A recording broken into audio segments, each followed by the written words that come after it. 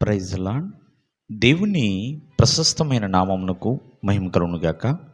ప్రభు నామమున మీ అందరికీ హృదయపూర్వక వందనాలు. ఈ ఉదయకాలము దేవుని వాక్యాన్ని విందాం. మత్తయి సువార్త 6వ అధ్యాయము 34వ వచనము. రేపటిని గూర్చి చింతింపకుడి, రేపటి దినము దాని సంగతులను గూర్చి చింతించును, ఏనాటి కీడు ఆనాటికి చాలును.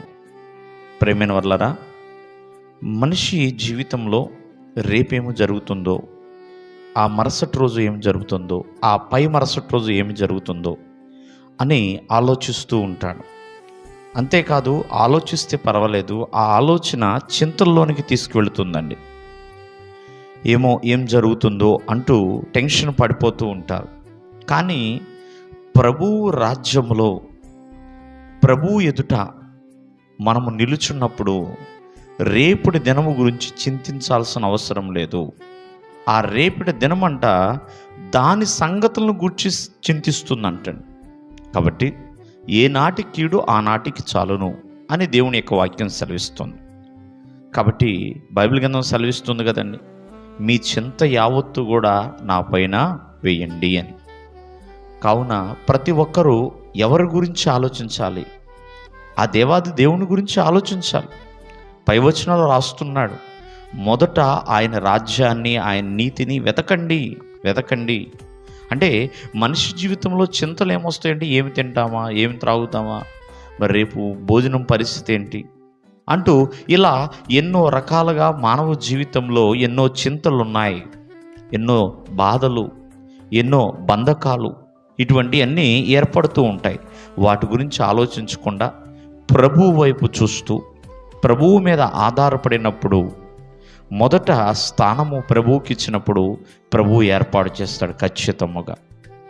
ఎందుకంటే ఏలియాని దేవుడు విడిచిపెట్టలేదు.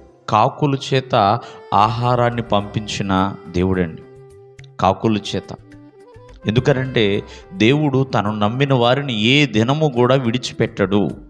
కావున ఈ ఉదయకాలమందు ఆలోచించండి, దేనిని గూర్చైన చింత మీలో ఉంటే ఆ చింతని ప్రభువు మీద వేసి మనశ్శాంతి కలిగి ప్రార్థన చేయండి. మనశ్శాంతి కలిగి, ప్రభువా నీ మీద నేను ఆనుకుని ఉన్నాను, నాకున్న చింతలన్నింటినీ తొలగించండి అయ్యా, నీ వైపు నేను చూస్తున్నాను ప్రభువా, అయ్యా ఈ సమస్యలు ఏమైతే ఉన్నాయో వాటి నుంచి నన్ను విడిపించండి ప్రభువా అని ప్రార్థించండి. అంతేగాని రేపటిని గూర్చి చింతిస్తూ అవిశ్వాసానికి, అల్ప విశ్వాసానికి గురి కాకూడదు. ఎందుకంటే ఆనాడు ఆ శిష్యులు యేసుక్రీస్తు వారు ఆ పడవలో ఉన్న మరి చింతిస్తున్నారు, బాధపడుతున్నారు.